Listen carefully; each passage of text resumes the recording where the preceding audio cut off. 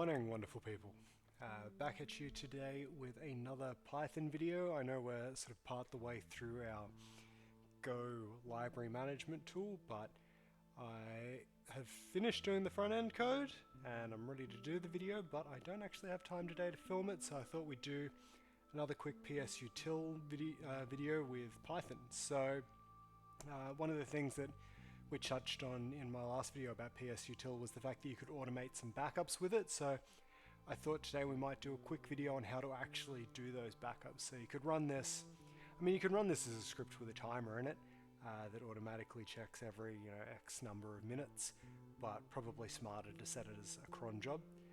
But let's jump in and look at how we actually do the checking and then the moving of files. So we're going to import a few different libraries to help us do that. So we'll import OS, we're going to import psutil, we're also going to import shutil, and that's going to help us actually move the files around. So first off, we will take a look at how we're actually going to trigger running this. So we'll go def main, and that's going to be our main function. So when we fire this stuff up, we're gonna run this function. Now, what are we going to do in there? We're going to check the disk utilization. So if psutil.disk usage, we'll check for the root path. We'll go as a percentage. For this, just for argument's sake, we're going to check it as if it's less than 100% because we want to guarantee that it's going to trigger. You could put it as whatever you want. You might trigger this at, if the hard drive's half full, you might do it if the hard drive's just, a couple of meg full. I don't know. You do you. But we're going to run it at less than 100%. If the percentage is less than 100%, so unless the hard drive is 100% full, we're going to run a backup function. Now I need to write our backup function. So define backup. So what do we want to happen when our hard drive is less than 100% full?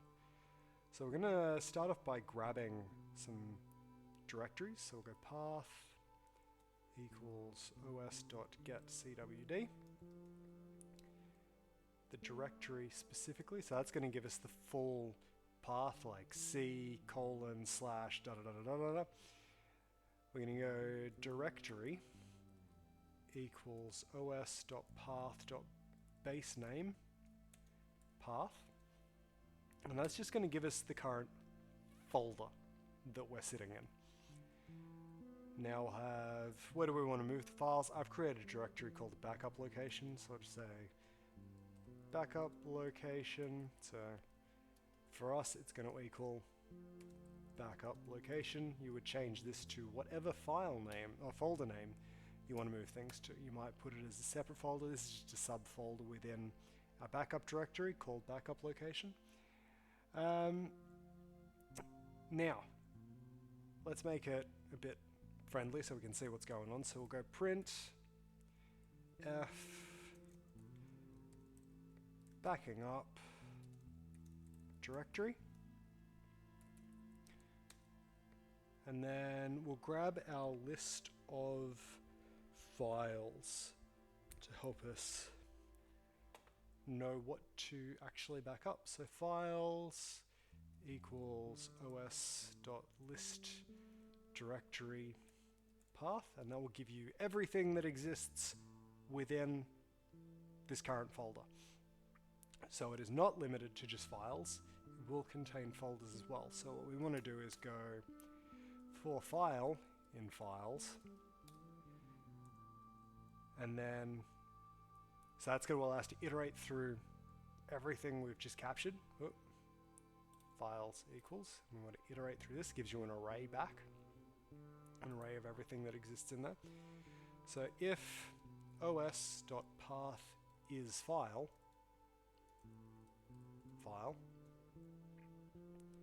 so that allows us to check and make sure that it's not a directory. We're going to call this backup.py, so we'll also say and file does not equal backup.py because we don't need to back this file up. We'll leave that in the directory. We'll do a try and catch here just in case anything goes wrong. So try print f,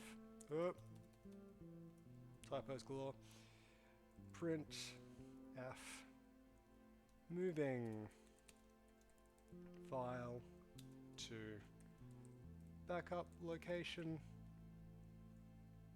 / file.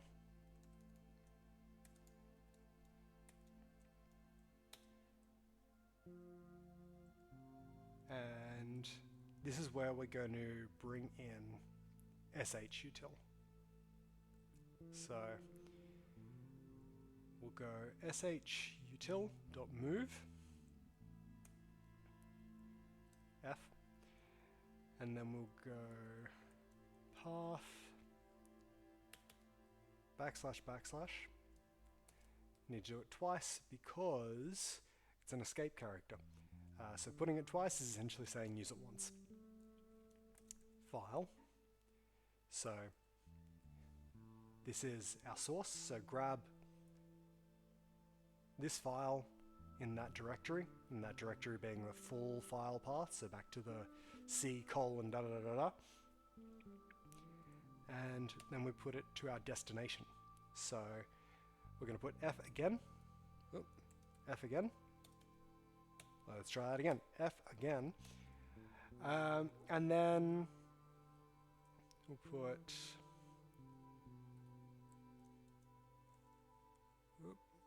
path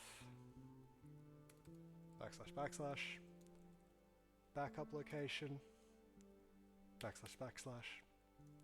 file,